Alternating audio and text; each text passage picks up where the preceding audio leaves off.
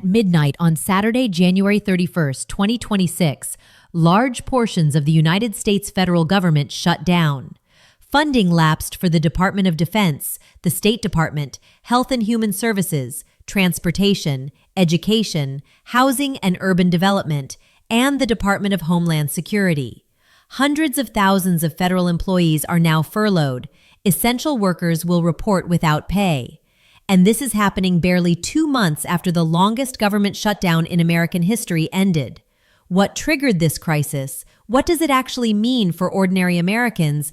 And how did we get to the point where shutting down the government has become routine? To understand why the federal government is currently dark, you need to understand how Washington funds itself. The federal government operates on a fiscal year that runs from October 1st to September 30th. Every year, Congress must pass 12 appropriations bills to fund different parts of the government. These bills cover everything from national defense to food stamps, from air traffic control to federal courts. If Congress fails to pass these bills before funding expires, the affected agencies must cease non-essential operations. Employees classified as non-essential are sent home without pay. Those deemed essential, like TSA agents and air traffic controllers, must continue working but receive no paychecks until the shutdown ends. This system has broken down repeatedly over the past decade. Congress has not passed all 12 appropriations bills on time since 1997. Instead, lawmakers rely on temporary measures called continuing resolutions to keep the government running at current spending levels while they negotiate. These short-term fixes have become so common that government funding has essentially become a perpetual crisis, with deadlines arriving every few weeks or months and the threat of shutdown looming constantly.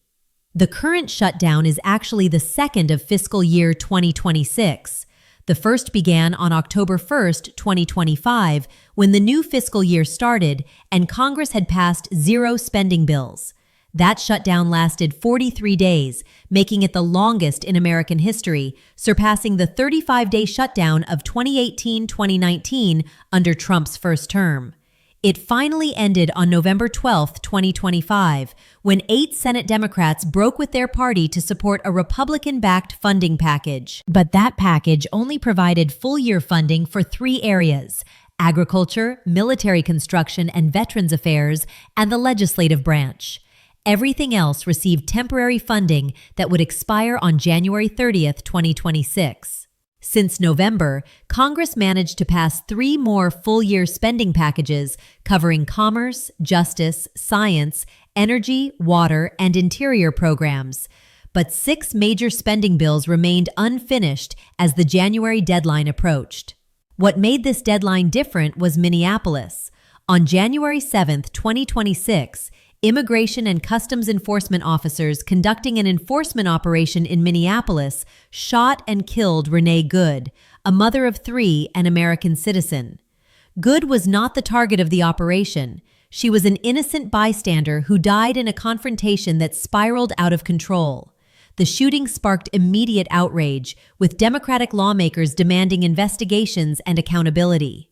Then, on January 24th, it happened again. Alex Pretty, an ICU nurse and American citizen, was killed by federal agents during another immigration enforcement action in Minneapolis. Pretty had no criminal record. He was not involved in any illegal activity. Video of the incident spread across social media, showing what critics described as excessive force by masked federal agents who appeared to be operating without proper identification or body cameras. The back-to-back killings transformed the government funding debate.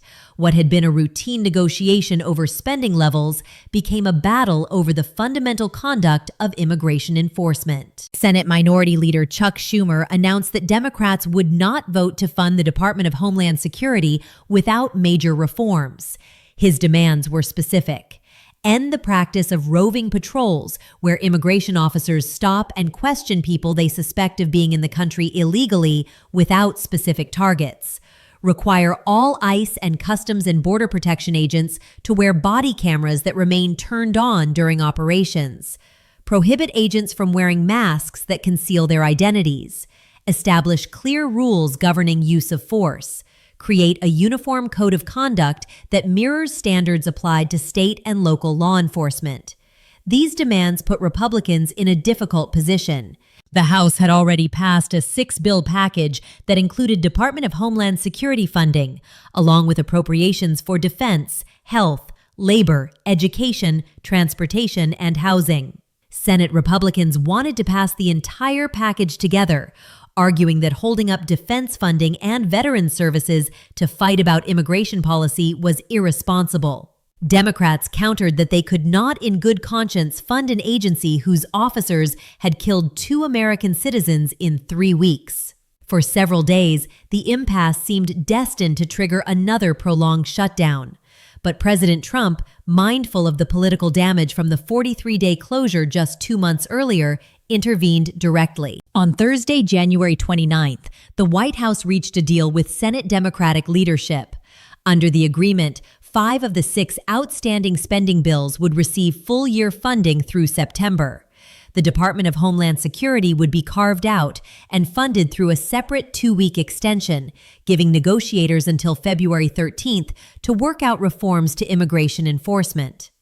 Trump endorsed the deal publicly, posting on Truth Social that lawmakers should cast a much-needed bipartisan yes vote.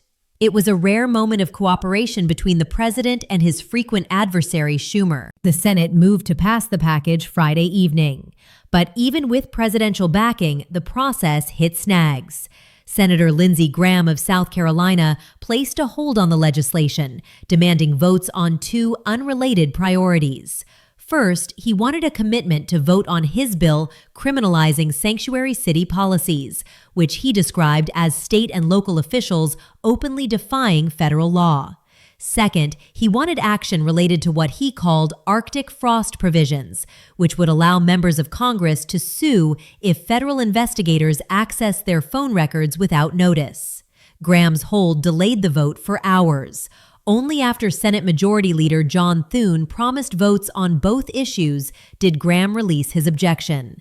The Senate finally passed the funding package 71-29, with only 5 Republicans voting against: Rand Paul, Ted Cruz, Mike Lee, Ron Johnson, and Rick Scott. But passage came too late. By the time the Senate voted, it was already approaching midnight. And the House of Representatives was not in Washington. This is one of the peculiarities of congressional scheduling that Americans rarely think about. The House had left town for recess and was not scheduled to return until Monday. Even though the Senate had passed a bipartisan deal with presidential support, the government technically shut down at midnight because the House could not vote. Speaker Mike Johnson announced on a conference call with House Republicans that he would back the Senate-passed deal and hold a vote Monday. The expectation is that the shutdown will last only the weekend, with minimal practical impact since most federal offices are closed Saturday and Sunday anyway. But expectation is not certainty. The House Freedom Caucus, the conservative bloc that has repeatedly caused headaches for Republican leadership, voiced opposition to the deal earlier in the week. The package will need to advance through the Rules Committee, where defections could prevent it from reaching the floor, and the vote will likely require suspension of the rules, meaning it needs 2/3 support rather than a simple majority. That would require substantial Democratic votes. House Minority Leader Hakeem Jeffries has not committed to supporting the package. When asked Friday whether he backed the agreement, he declined to give a clear answer. If House Democrats decide to withhold support, or if enough conservative Republicans vote no, the brief shutdown could extend well beyond the weekend. What happens during a shutdown? The impacts vary depending on which agencies lose funding and how long the closure lasts. During this partial shutdown, the affected departments include some of the largest in the federal government. The Department of Defense is the biggest employer in the United States, with nearly 3 million military and civilian personnel. While military operations continue and troops remain on duty, civilian employees face furloughs and contractors face payment delays. No new contracts or modifications can be issued. Training exercises may be postponed. Administrative functions grind to a halt. The Department of Health and Human Services oversees Medicare, Medicaid, the Centers for Disease Control and Prevention, and the Food and Drug Administration. While benefit payments continue through mandatory spending that does not require annual appropriations, research programs pause, regulatory reviews stop, and public health surveillance is reduced. During extended shutdowns, this raises concerns about disease monitoring and food safety inspections. The Department of Transportation includes the Federal Aviation Administration. Air traffic controllers are deemed essential and continue working without pay. But staffing for maintenance, technology upgrades, and administrative functions is reduced. During past shutdowns, the FAA has delayed new pilot certifications and aircraft inspections. The State Department handles visa processing and passport services. Extended shutdowns create backlogs that affect travelers and immigrants for months after the government reopens. Embassies continue operating but with reduced staff. The Department of Education halts new grant processing and student aid disbursement for some programs. The Department of Housing and Urban Development delays rental assistance payments and housing program approvals. The Treasury Department, which includes the IRS, reduces taxpayer services and delays refund processing. For federal employees, a shutdown means immediate financial stress. Workers classified as non-essential are furloughed, meaning they cannot work and do not receive paychecks. Workers classified as essential must continue working without pay. By law, all federal employees receive back pay once a shutdown ends, but that does not help with rent, mortgages, and bills that come due while the government is closed. During the 43-day shutdown last fall, hundreds of thousands of workers missed 2 full paychecks. Food banks reported surges in demand from federal employees. Credit card delinquencies spiked. Childcare arrangements fell apart as workers could not afford to maintain them.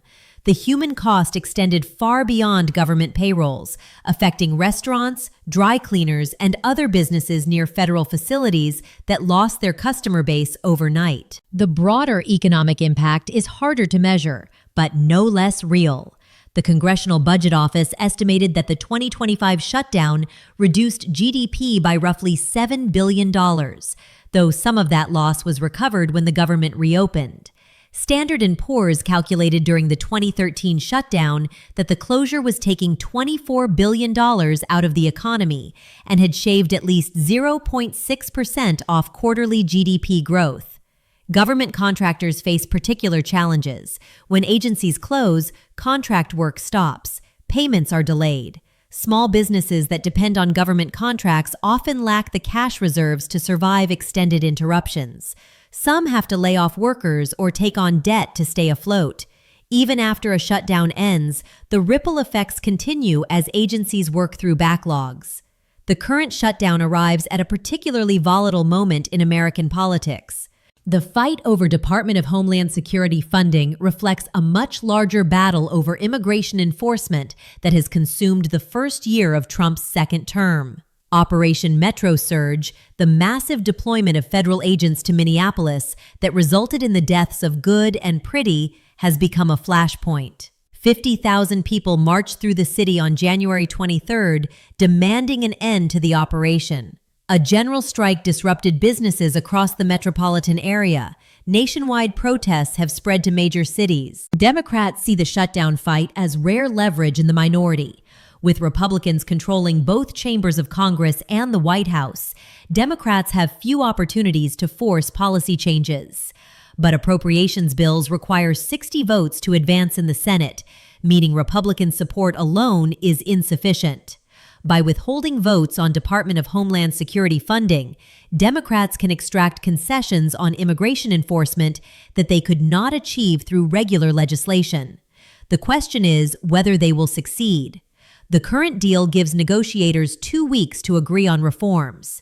Senate Majority Leader John Thune has expressed skepticism that meaningful changes can be achieved in that timeframe, saying the significant differences of opinion between the parties make quick resolution unlikely. Some Democrats worry that Republicans will drag out negotiations and then blame them for any subsequent shutdown. Senator John Kennedy of Louisiana predicted that the next 2 weeks of discussions would have all the substance and efficiency of an 8th grade car wash. He warned that he would not vote for reforms designed to cripple ICE and suggested a long shutdown for the Department of Homeland Security was coming. The reforms Democrats are demanding may seem modest. Body cameras are standard equipment for most state and local police departments. Rules governing use of force exist throughout law enforcement. Requiring officers to identify themselves is basic accountability. But Republicans argue these requirements would hamper immigration enforcement and signal to the world that the United States is not serious about border security. Senator James Lankford of Oklahoma dismissed the demand for agents to remove masks, suggesting Democrats simply want to empower protesters to dox agents even more. He argued the only thing Congress would accomplish by mandating maskless operations is to tell protesters to keep going, take pictures of agents, and troll their families. Meanwhile, the underlying politics of immigration have shifted. Some Republicans are expressing concern about how the Minneapolis operations have been conducted. Senator Thom Tillis of North Carolina, who has called for Homeland Security Secretary Kristi Noem's resignation, told reporters that the images coming out of Minneapolis were souring the public on the Trump administration's handling of immigration more broadly. It is regrettable, Tillis said, that the issue that Republicans always lead on, we are losing on. That acknowledgement points to the broader stakes of the shutdown fight. Immigration has been a winning issue for Republicans for years, driving turnout among conservative voters and putting Democrats on the defensive. But footage of federal agents killing American citizens on American streets threatens to flip that dynamic. If the administration's enforcement actions become associated with chaos and overreach rather than law and order, the political calculus could shift dramatically heading into the 2026 midterm elections. For now, the immediate question is whether the House will pass the Senate deal Monday. If it does, most of the government will reopen and federal employees will return to work. The remaining fight will be over Department of Homeland Security funding, with another deadline looming February 13th. If negotiations fail, the department could face its own shutdown even as the rest of the government operates normally. If the House vote fails, the shutdown extends. Every day without funding deepens the disruption. Federal workers miss more paychecks. Contractors accumulate more losses. The economic damage compounds. And the political blame game intensifies. What makes this moment so disorienting is how normalized shutdowns have become. The idea that the United States government might simply stop functioning for lack of agreement among elected officials was once unthinkable. Now it happens regularly. Since 1976, there have been 21 funding gaps resulting in 11 shutdowns. The pace has accelerated, the consequences have grown more severe, and the political incentives to resolve them have weakened. Each shutdown is treated as a crisis while it happens, then quickly forgotten once it ends. Workers get their back pay. Agencies catch up on backlogs. The economy absorbs the damage and moves on. Until the next deadline arrives, the next impasse develops, and the cycle repeats. This is the context for understanding what a government shutdown actually means. It means dysfunction has become the default. It means essential services are perpetually hostage to political disagreements. It means the world's richest country cannot reliably pay its own employees or keep its own agencies operating. It means that the basic functions of governance, funding the military, processing visas, inspecting food, monitoring disease, are no longer guaranteed but contingent on whatever crisis dominates the news cycle. The current shutdown is expected to be brief. The House will likely pass the funding deal Monday. Most federal employees will return to work Tuesday. The crisis of this particular weekend will fade into the background, but the underlying dysfunction remains.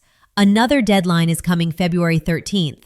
Another fight is brewing over Department of Homeland Security funding. Another shutdown is possible if negotiations fail. And beyond that, the broader pattern continues. Congress has proven incapable of passing appropriations bills on time. Short-term extensions have become permanent fixtures. Each deadline creates new opportunities for political brinkmanship. The government lurches from crisis to crisis, never quite collapsing, but never quite functioning either. This is what a government shutdown means in 2026. not just closed offices and furloughed workers and delayed services, but a system that has stopped working as designed, where even basic funding for essential functions requires repeated political crises to achieve, where the threat of closure has become a routine bargaining tactic rather than an unthinkable failure. The question is not whether this shutdown will end. It will. The question is whether anything will change to prevent the next one, and the one after that, and the one after that. History suggests the answer is no.